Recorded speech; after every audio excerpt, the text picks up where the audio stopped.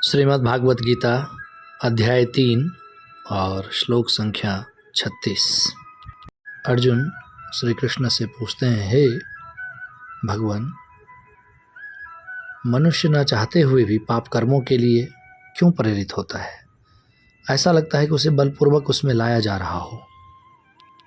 श्री कृष्ण ने 37वें श्लोक में इसका उत्तर दिया है। बहुत ही समझने की बात है। क्या कहते हैं भगवान? हे अर्जुन, इसका कारण रजोगुण के संपर्क से उत्पन्न काम है। काम जो बाद में क्रोध का रूप धारण कर लेता है, और यही इस संसार का सर्वभक्षी पापी शत्रु है।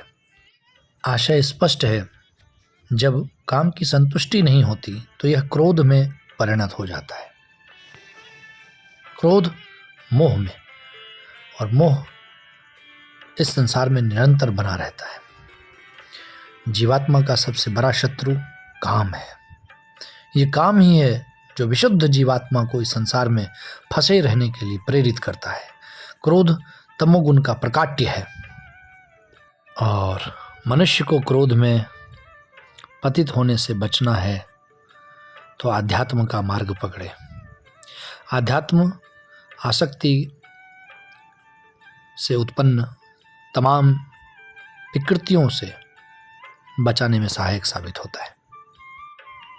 40वें श्लोक में भगवान कहते हैं कि इंद्रियां, मन तथा बुद्धि इस काम के निवास स्थान है।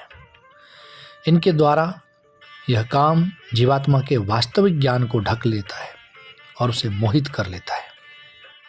समझें इसे, बड़ा ही स्पष्ट संदेश। भगवान कहते हैं कि ये जो मन है ना, मन समस्त इंद्रियों के क्रियाकलापों के केंद्र बिंदु है। हम जब इंद्रिय विषयों के संदर्भ में सुनते हैं तो मन में इंद्रिय तृप्ति के समस्त भावों का आगार बन जाता है। इस तरह से मन तथा इंद्रियां काम की शरण स्थली बन जाती है। इसके बाद बुद्धि ऐसी कामपूर्ण रुचियों में रत हो जाती है। बुद्धि आत्मा का सबसे निकटस्थ पड़ोसी है। काममय बुद्धि से आत्मा प्रभावित होता है। इससे उसमें अहंकार उत्पन्न होता है, और वह पदार्थ से तथा इस प्रकार मन और इंद्रिय से दोनों से संबंध जोड़ करके हमें दुख की तरफ ही धकेलता है।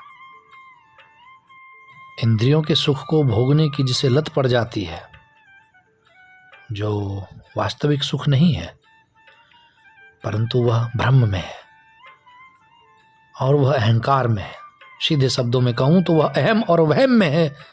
और आपको पता है ना, अहम और वहम दो ऐसी बीमारी जिसका कोई इलाज नहीं है। भगवान श्रीमद् भागवत गीता के 3 अध्याय के 41वें श्लोक में कहते हैं कि हे भरतवंशियों में श्रेष्ठ अर्जुन, प्रारंभ में ही इंद्रियों को वश में करके इस पाप के महान प्रतीक यानी कि काम का दमन करो, और ज्ञान तथा आत्म साक्षात्कार के इस विनाशकर्ता का वध करो, यानी कि काम, राग,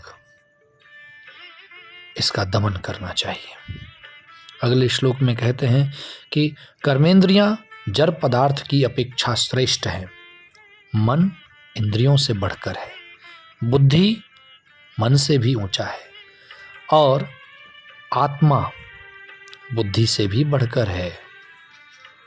इस अध्याय के अंतिम श्लोक 43वें श्लोक में भगवान कहते हैं कि हे महाभाव अर्जुन, अपने आप को भौतिक इंद्रियों, मन तथा बुद्धि से परे जानकर और मन को सावधान रखकर आध्यात्मिक बुद्धि से स्थिर करके आध्यात्मिक शक्ति के द्वारा इस काम रूपी दुर्जयी शत्रु को तुम जीतो। आशय समझें कि सांसारिक जीवन की अपरिपक्व अवस्था में दार्शनिक या चिंतन या यौगिक आसनों के अभ्यास से इंद्रियों को वश करने में, कृत्रिम प्रयास से आध्यात्मिक जीवन प्राप्त करने में सहायता नहीं मिलती है। उसे श्रेष्ठ बुद्धि के द्वारा मन को आत्मा के साथ जोड़ने का प्रयास करना चाहिए। और ऐसा तभी संभव है जब आप आध्यात्म की दृष्टि से भौतिक सुख साधनों को छोड़ करके, मन को एकाग्रचित करके, अपने आप को समझ करके भगवान की शरण में यत्र तत्र सर्वत्र भगवान की उपस्थिति मान करके जिएंगे तो आप अवश्य एक महान लक्ष्य को प्राप्त करेंगे। तो आपका जीवन अवश्य सफल होगा। जीवन सिर्फ जीना नहीं है, जीवन को किसी उद्देश्य के लिए जीना है। और उद्देश्य के लिए तभी जिया जा सकता है जब आप विचलित मन को आप केंद्रित रख करके, आसक्तियों से परे रह करके, गलत भावनाओं से ऊपर उठ करके, अहम और वहम से दूर रह करके जीवन को जिएंगे। आप एक महान लक्ष्य के लिए जन्म लिए हैं, उस लक्ष्य को प्राप्त कीजिए। आप हमेशा यही सोचिए कि मैं भगवान के शरण में हूँ, मेरे इर्द गिर्द भगवान हैं, उनका आशीर्वाद मुझ पर है और उनकी कृपा से मैं उस जीवन के लक्ष्य को प्राप्त करने के लिए आया हूँ जिसके लिए मेरा जन्म हुआ है।